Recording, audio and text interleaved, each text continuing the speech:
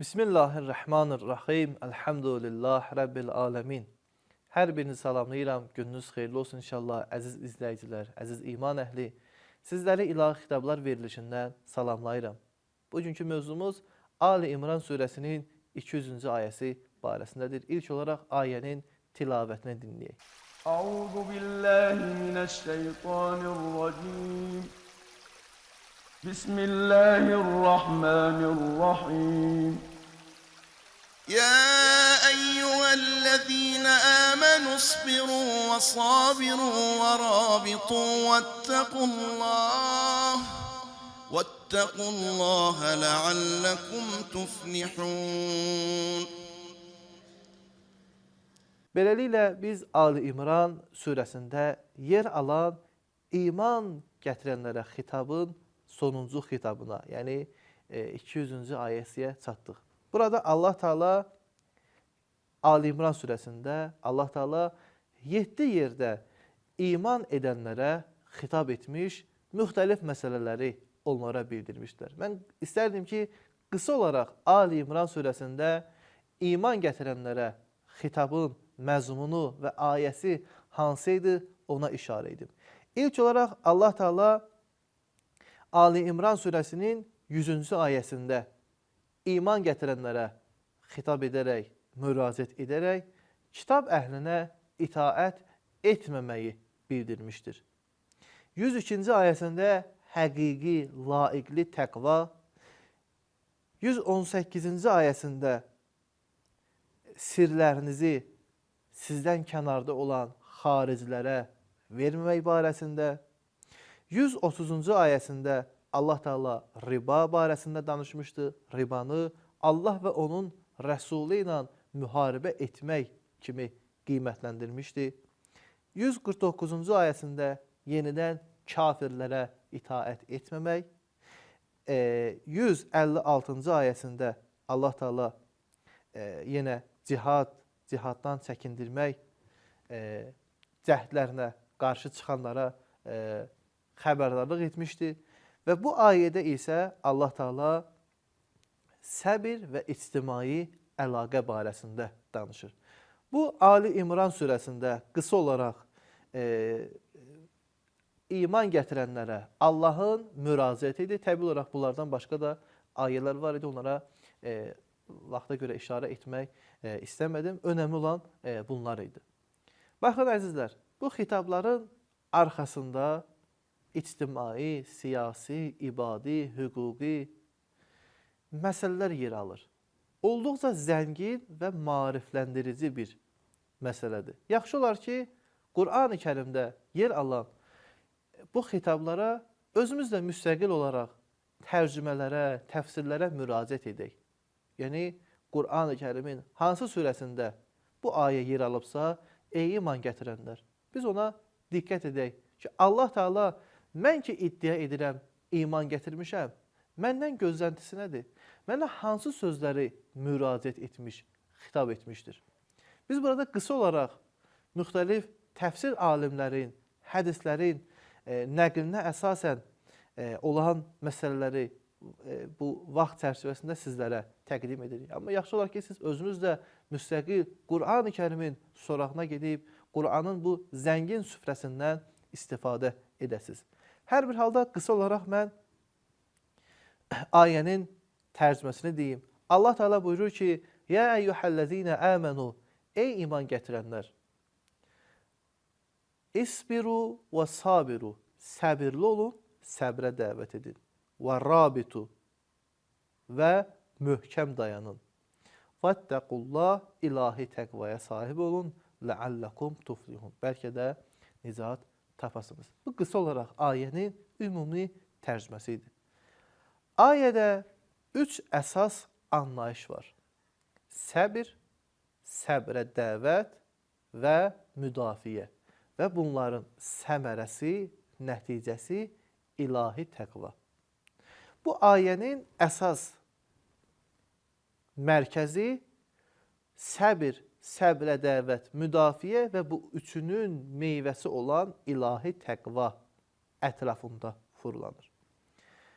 Ayədə səbir mütləq formada işlənir. Ey iman gətirənlər, səbr edin. Nədə səbr edək? O şeydə ki, səbr etmək vacibdir. Allah Teala konkret, xüsusi olaraq demir, filan məsələdə səbr edin. Məsələni xüsusiləşdirməmək, hökmün ümumi anlamını verməsinə gəlir.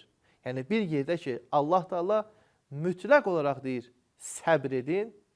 Biz hər bir sahədə ki, orada səbr etmək lazımdır, səbr etməliyik.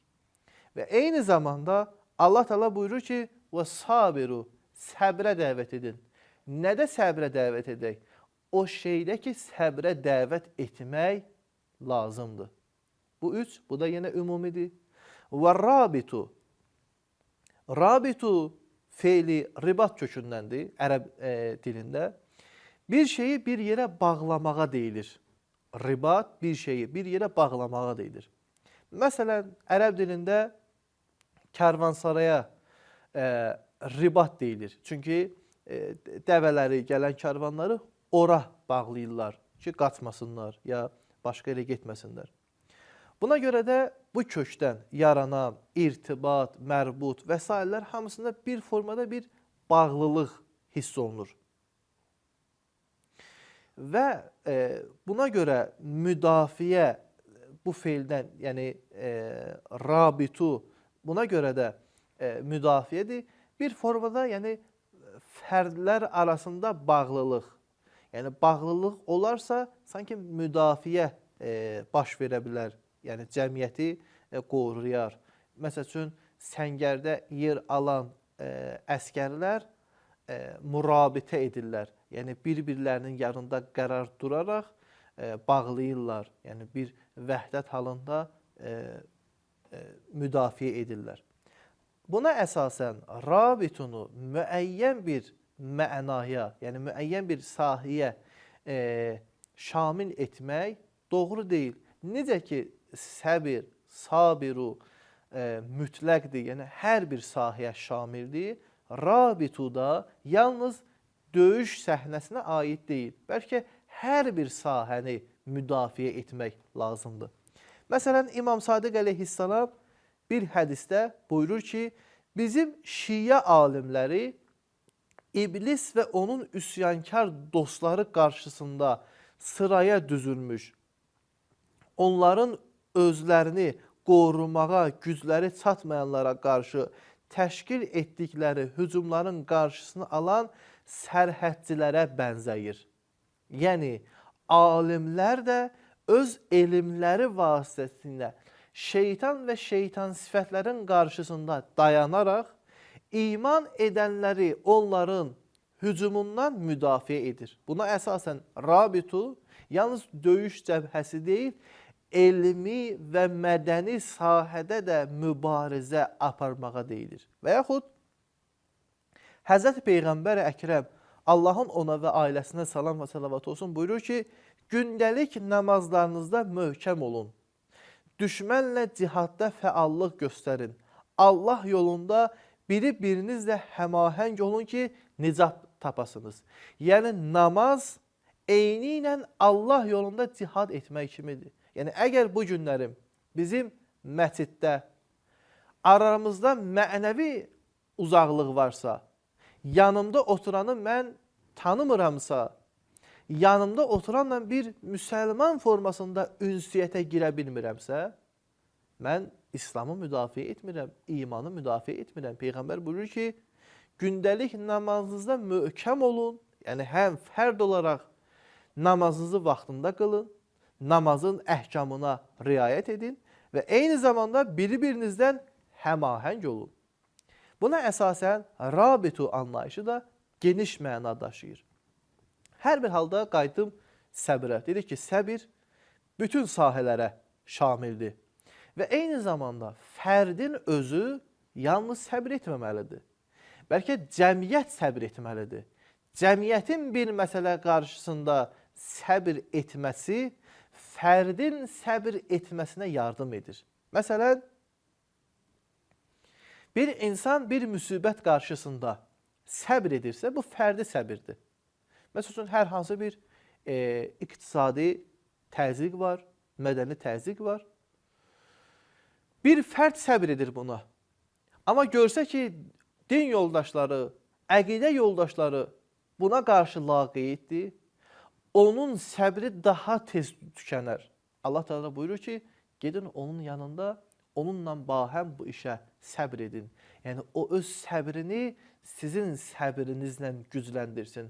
Başqası öz səbrini sizin səbirlə gücləndirsin. Buna deyilir sabiru. Yəni, cəmiyyət biri-birinə baxır, müəyyən bir problemi keçmək üçün, aşmaq üçün səbirli olurlar. Bu, Quran-ı Kərimin iman gətirənlərə qarşı səbirlidir. Dediyimiz kimi, səbir istər günah qarşısında, istər itaət qarşısında, istər çətinlik qarşısında hər bir sahəyə şamildir. Rabitu, yəni müdafiə etmək isə İslamın hər bir sahəsinə mədəni, ictimai, siyasi, hərbi, bütün sahələrdə İslamı, İslamçılığı, müsəlmançılığı qorumaq bu ayə əsasən şərtdir. Və bunların hamısı nəticəsi vəttəqullah, ilahi təqvanla əsaslanır. Yəni, əgər insanda ilahi təqva olarsa, səbir edər, səbrə dəvət edər və eyni zamanda İslamdan müdafiə edər. Təbii olaraq bunun nəticəsi ləalləkum tuflihundur, nicat tapmaqdır. Fərdin və cəmiyyətin ümidvaram, fərd və cəmiyyət olaraq inşallah nicat tapanlardan olaq. Əssalamu aleykum və rəhmətullahi və bərəkətuhu.